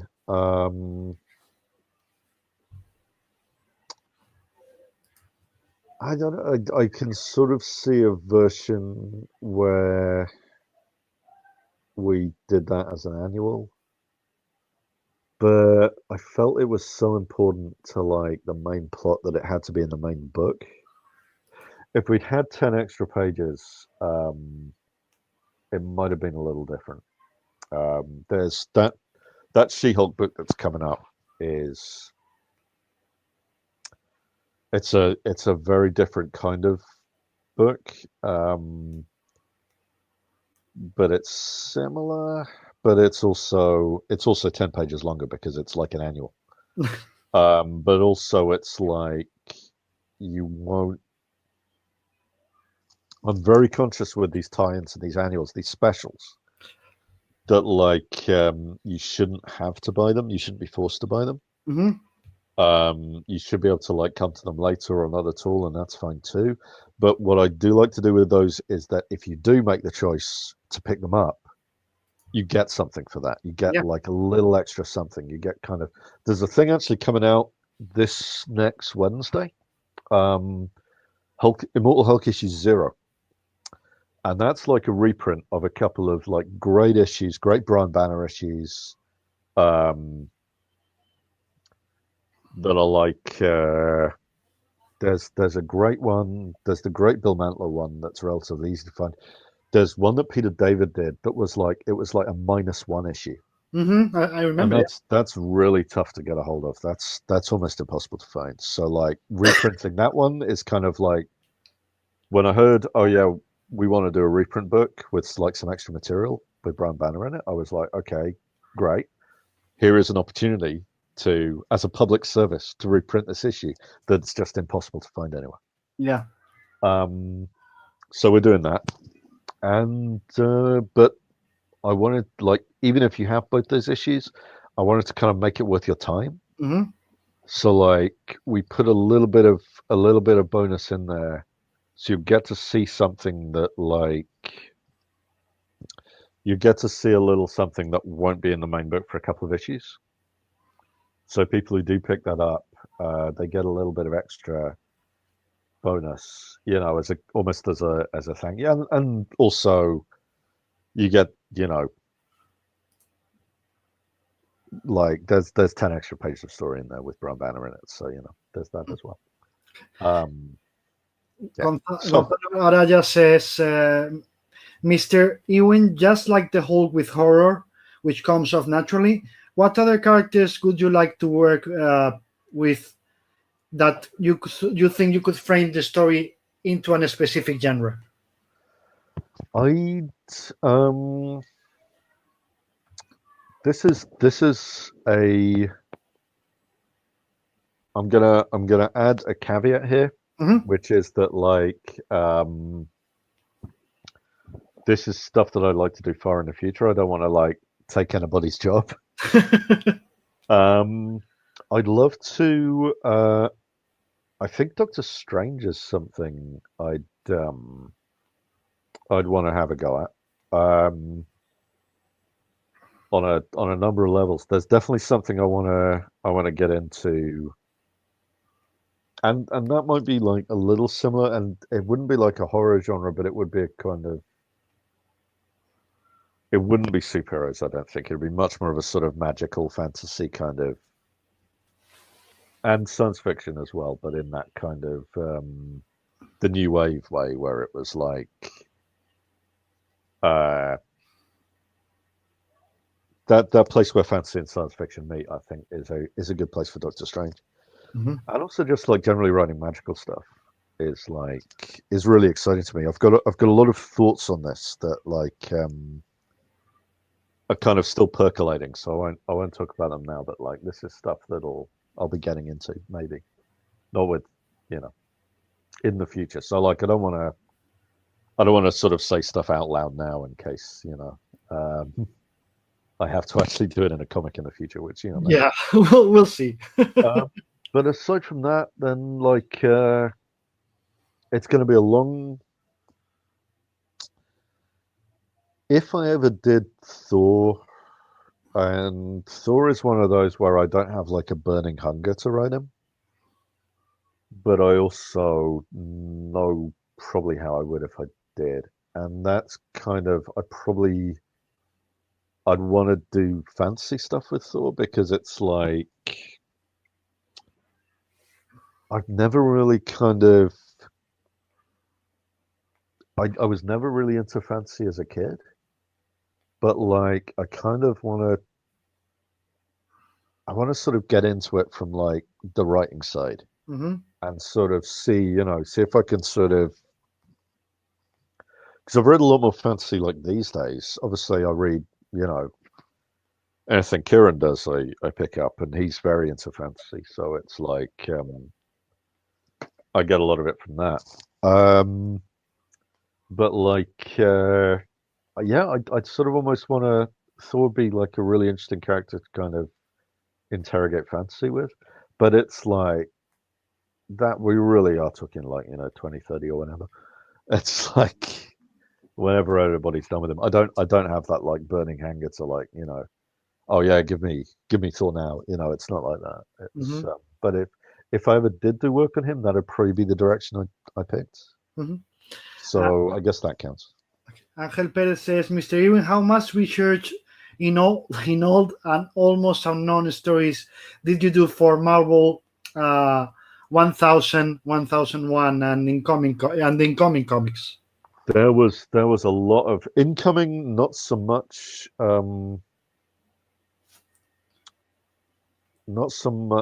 in incoming because or like not specifically for incoming because there was a lot of stuff I was already looking at for Empire, but like Marvel 1000, oh my god, there was just like I'd spend like days, whole weeks like reading old comics sometimes, like and then I'd sort of but yeah, the planning of that, like looking up every character who's ever worn like a black mask, kind of working out like who there were a whole bunch like there was this guy in the 90s who he's like one of Nova's supporting characters or something, or he's a Ghost Rider supporting character, and he just turns up wearing a black mask and suddenly he can do kung fu, and it really like if I'd had like one extra page I'd have done a story with him in it, because it's like, yeah, if there's ever been a candidate. But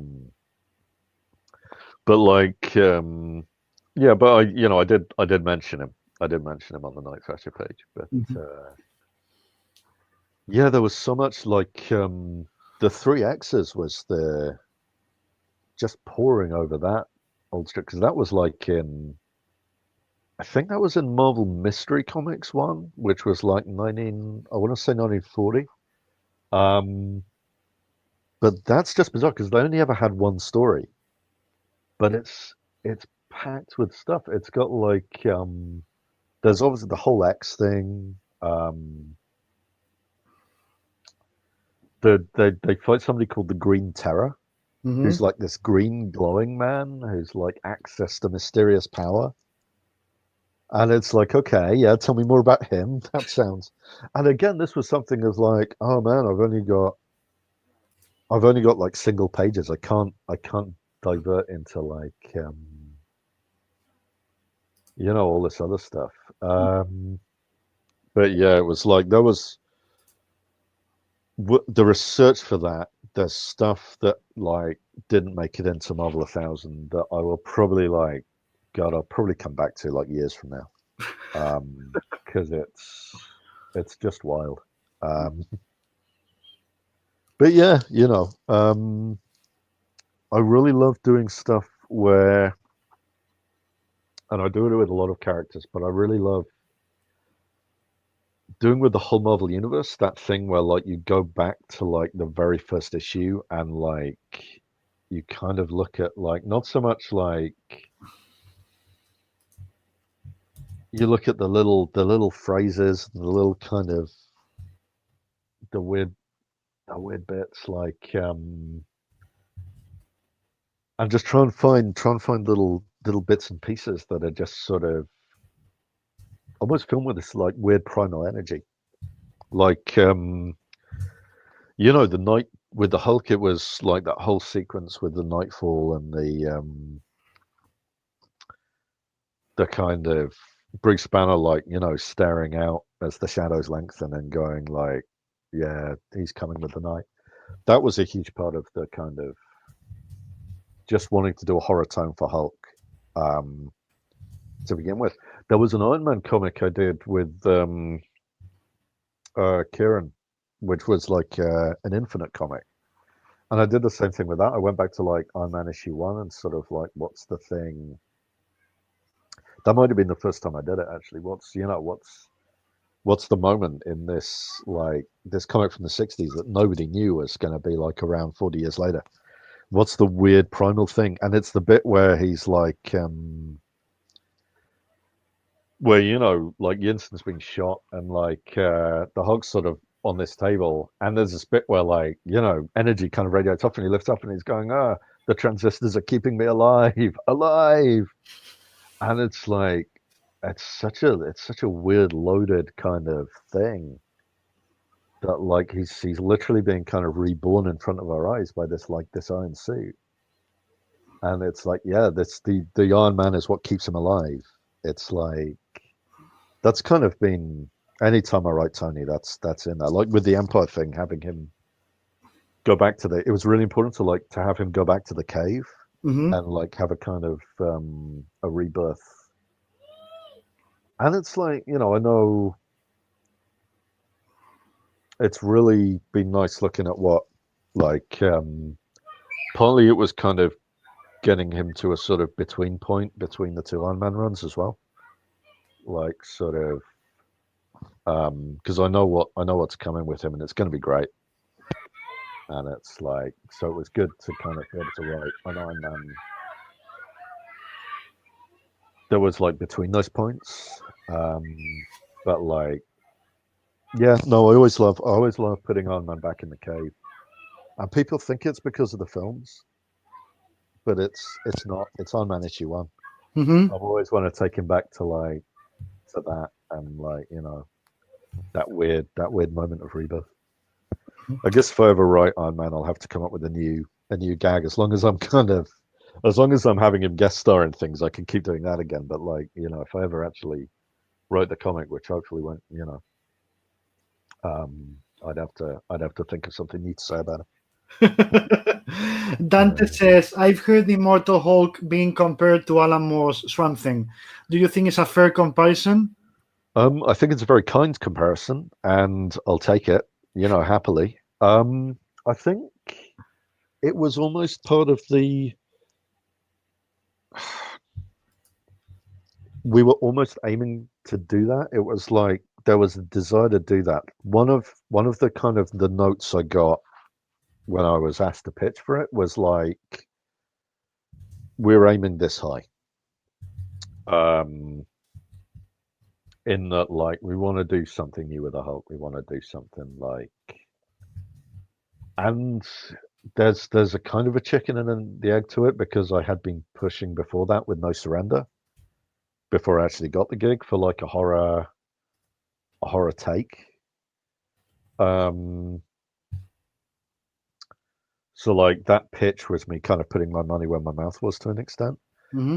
But like there was definitely that sense of like, we want to do something that is the equivalent to that Alan Moore Swamp Thing beat.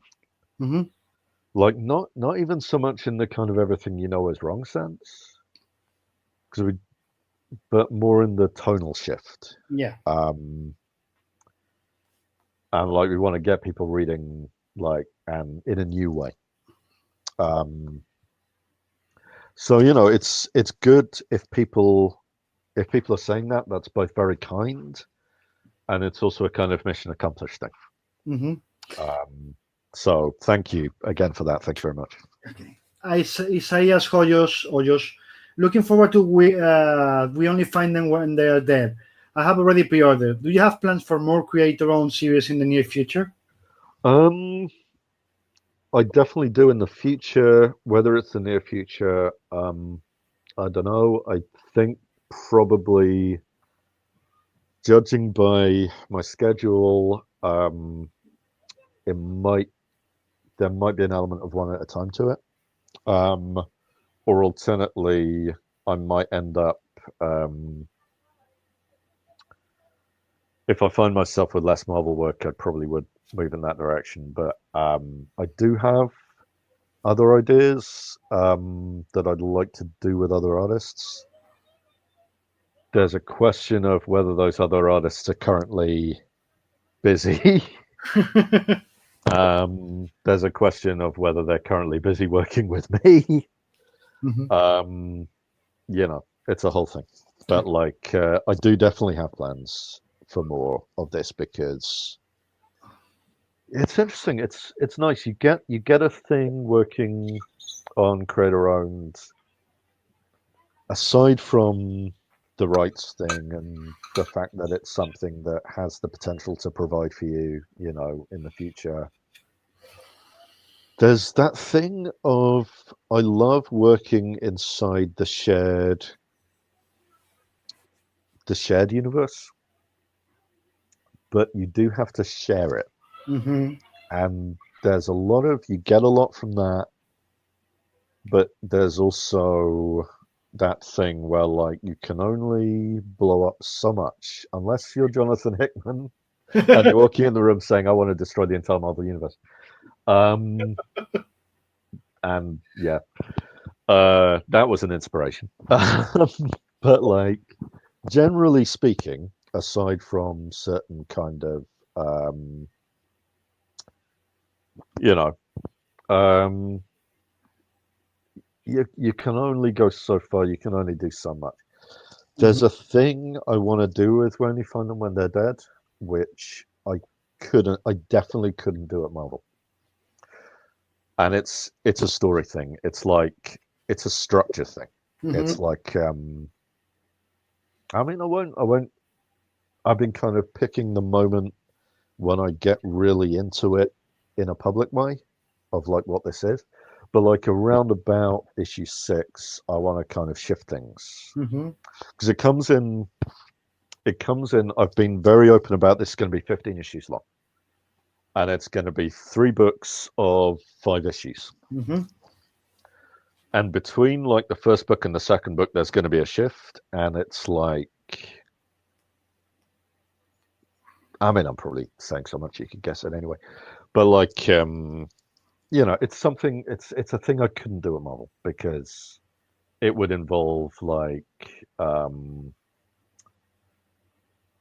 so many moving parts. Whereas I have the we only find them when they're dead universe, me and Selene have total control of that. It's ours. Yeah. And like, he decides how it works visually, and I decide how it works like story wise. And obviously we do a lot of consulting, we do a lot of like chatting about it. But like, yeah, it's the two of us. Mhm. So it's a very different beast in terms of that thing of being able to go a little crazy with it. Angel Perez asks, Mr. Ewing, how it was possible that a British guy made such a crazy comic like USA Avengers? That was, oh man. I mean, it's been 4 years. I can probably go a little bit into like the behind the scenes of that. That was wild. That was like that was a journey. We were kind of we had some ideas, like me and editorial, about new Avengers. We knew we were kind of around issue 17, issue 18. We were kind of coming with the end of the big Civil War II tie-in. There were directions we could go in. We knew like that would end with AIM being like a part of Shield and a part of like the idea of having it be a part of the US government. We were thinking like, is there a new #1 we could get out of this? And is that a good idea? If I had my whole life to live again, I might not have made it a new #1. I think there was definitely a point where like I was asked, should we have a new #1 or shouldn't we? And I was like, no, I think we should. Let's do it.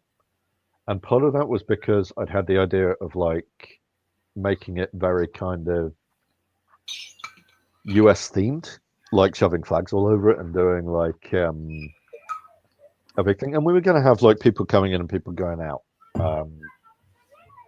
But like that started off as like, oh, this is going to be fun, because the name was out there. The name US Avengers was like, oh, here's an idea of what we could call an Avengers team. And I was like, oh man, that would be so funny. I'd like that if nobody else is using it. And then I kind of started thinking more seriously about it. Like a few months passed. Notably, we had Brexit, and I was like, oh man, yeah, Jesus. This could be an opportunity to like say some things about patriotism and nationalism, and like actually kind of get seriously into it. While I was in the middle of, I don't know if I was in the middle of plotting it or in the middle of dialoguing it. I suspect I was in the middle of I would have been in the middle of plotting it.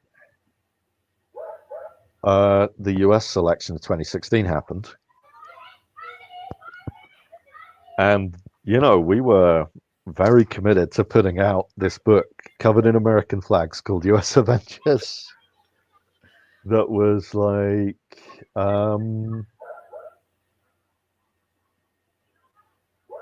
very much my sensibility of a team. Mm-hmm. And yeah, that was a really interesting issue 1, because we finished writing that and we put it out in a state, what I can only describe as a state of shell shock. And I think it was a response to the Trump election. It was a response to like, it was very much written for like, from a perspective of like, okay, this has happened. I think the Golden Skull was always going to be the villain in it, no matter who had won, because like he was an old character and we were going to have like future Captain America in there. We were going to like do all of this fun stuff. There was some. I still have people who are like, oh, Golden Skull is obviously like a Trump figure, and I always kind of think, yes, what makes you say that? What about him? This guy with the golden skull who dresses like a pirate. What are the qualities that make you think of Trump? It's like, because we never said the name. We never said the name. We never like, we never mentioned. We never had him have him use any of like Trump's catchphrases or anything. It was always like, yeah, what specific qualities of this venal, selfish man who only thinks about money, who is just this horrible grifter? What exactly is it about him that you are thinking is a parallel to Trump? Because it's like,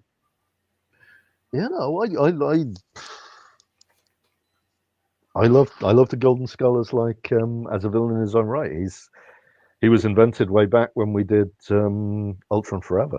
Mm-hmm. He's not like he's maybe a commentary on capitalism, but he's not a commentary on any one capitalist. Mm-hmm. He's not a Trump parody. He's just like a very, a good villain for a book called US Avengers that we're bringing out. That suddenly we're bringing out in the middle of this moment of history. Yeah. So yeah, I mean, it was a whole thing, and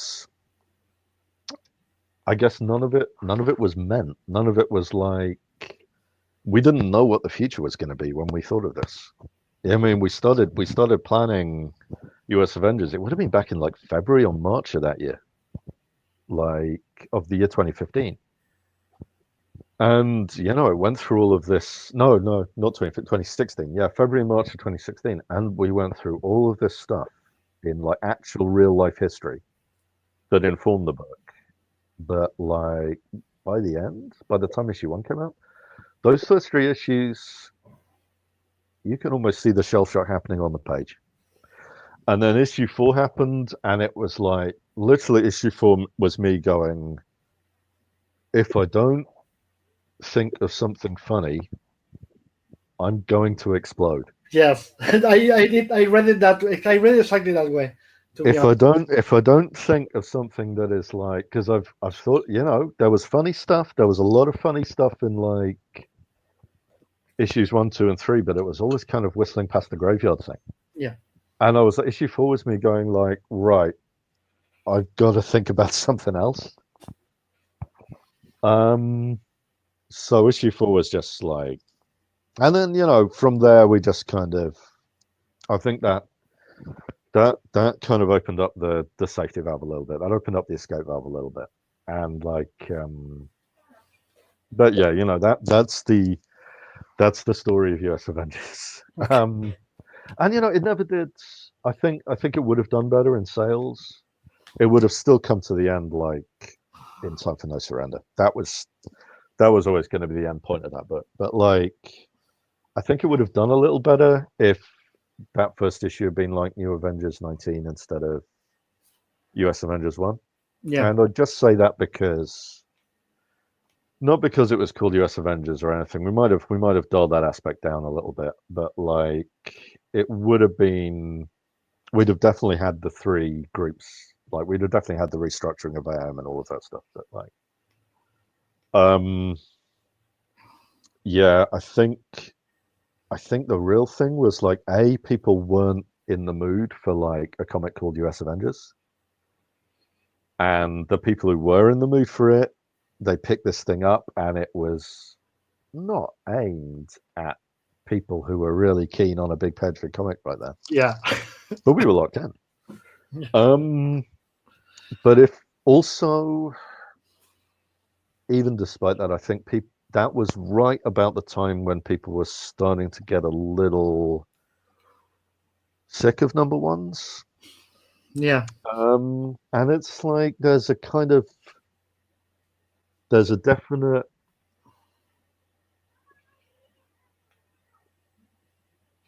I think Immortal Hulk, that had to be a number 1, but I really kind of approached that like as a number 1. With Guardians number 1, it was more, there were conversations about like, okay, is this a number 1 or is it a number 13? And I think because I didn't want to ignore or just stampede over everything that had come before, I wanted it to come from a place of continuation. Yeah.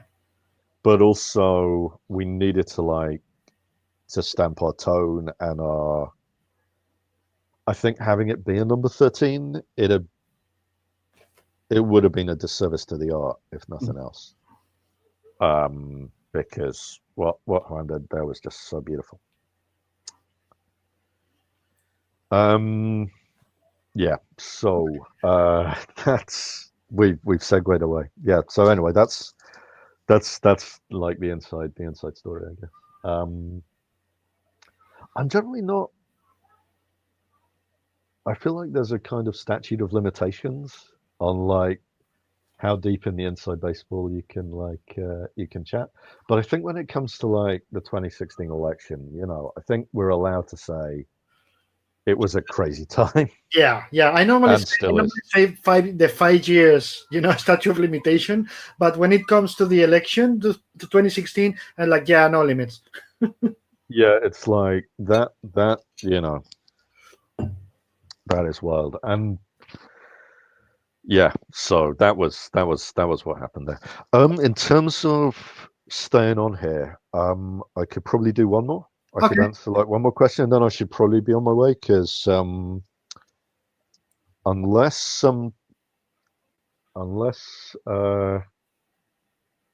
Sarah comes through the door with some toilet paper, I'm gonna have to go on a mission. And I do have another meeting later, so it's got to be, Yeah, you just reminded me of the Blues Brothers. I'm on a mission from God. Yeah, I'm on a mission from the god of toilet paper, Okay. who we've evidently wronged. Okay, I'm going to go with this one. Kevin Okay. Sequeira. Hulk and Spider-Man are my favorite Marvel heroes. The Immortal Hulk is the best Marvel series, in my opinion, nowadays. Thank you very much. If you had the opportunity to write about Spider-Man, would you do it? Yes, but I would be terrified because Spidey is like, he's kind of a difficult character because it's like I'm not 100% sure I would be able to get into his head in the same way I can with the Hulk, or even with somebody like I have with a character like Iron Man. I kind of have a way in. With a character like Spider-Man, I've got a way in. I don't know if it's enough for like a full ongoing book. Because I wrote Spider-Man in Captain America and the Mighty Avengers. And I had my thing for him, which was the guilt. The guilt and the self-flagellation. Mhm. So that was my kind of I don't know. It's I want to, but I'm aware of the challenge. Mhm. I think it is a massive challenge to write Spider-Man. Okay, let me ask you a last one because this is a really Okay, yeah, one more. And Daniel Bado says some occult themes appear in Hulk, like the Kabbalah, and Yep. Hope so below. What is your opinion on magic and mysticism, as it seems to be interrelated with some other comic creators like Alan Moore or Grant Morrison? Okay, I don't go as far into it as Alan Moore or Grant Morrison, even some of my. That's good for your mental health, probably. Even some of my coworkers are a lot more into it than me. But part of there's been some talk on like the various kind of on one or two of the because I'm on like Slacks with other comic creators, and there's been talk on like at least one of them about like how much the process of writing is a process of like self-discovery, and certainly getting into like Ultimates and then Immortal Hulk has been getting into my agnostic side, and that I wouldn't describe myself as religious because if I did, I'd have to pick one. But I'm more an agnostic. I'm very conscious of like what I don't know in terms of like, particularly in terms of like magic and mysticism. I'm sort of, and also in terms of science. We were talking right at the start of this about how like trusting science and the scientific view. And I mean, part of that is like a realization that it's a good realization to have that there are things you don't know, and it's like, but on the kind of mystic and religious front, that's a much larger philosophical question, and it's one. Yeah, no, I'm into it. I mean, I'm into things like for various things. I've looked into the Kabbalah. That was a thing that and the Tree of Life and that sort of stuff. That was a thing I talked about Elizabeth Sandifer earlier. That was definitely something I got from reading her work. I've gone recently into for Guardians. I've gotten into like astrology. The thing about all of this stuff is that I wouldn't make life decisions based on it, but it's really fascinating as a storyteller to like look at these systems and kind of just like look at all the different kind of like they're almost like self-help things. It's like it's like doing astrology, doing like the tarot, stuff like that, even the Kabbalah and the Tree of Life. It's almost like that's the start of a conversation, not like the end of one. Yeah. And it's when it becomes the end of a conversation, when you sort of lock yourself down into this sort of into these worldviews, that's where it becomes, that's where I get off. Yeah. But as the start of a thing, because I have friends who are like very, very hard atheists, and it's like, oh, I wouldn't have tarot cards in the house. I wouldn't, oh, what are you looking at astrology for? And it's like, yeah, but as a way of beginning self-exploration or like exploration of a mode of thought, yeah, it's it's interesting. Live streaming is on. I'm sorry, we were cut here. I was just hunting around in my immediate vicinity for like this pack of tarot cards that I've got. That's absolutely amazing, and it's got the artist's name on them as well. But I can't find it, and I do have to go. So. Put a picture on Twitter. They'll follow you. They follow you. Yeah. I'll if I find it, I'll put it on Twitter. I've tweeted about them before. Okay. So look at his feed, guys. Anyway, we just wanted to come back because connection was cut again. Yep. To say proper goodbye to you guys. So first of all, thank you so much, Thank you. Thanks for having me on. Please don't cut because I want to say proper goodbye to you after we cut the feed with people. Okay. And to all of you, thank you so much for being here. Al, again, thank you. And we'll be back on Monday at the same time with Mr. Dan Jurgens, that Death of Superman guy, and many other things, Booster Gold, blah, blah, blah. Oh, you've cut out. Go. See you all again on Monday. Wear your mask. And enjoy your day. Bye-bye. We're out.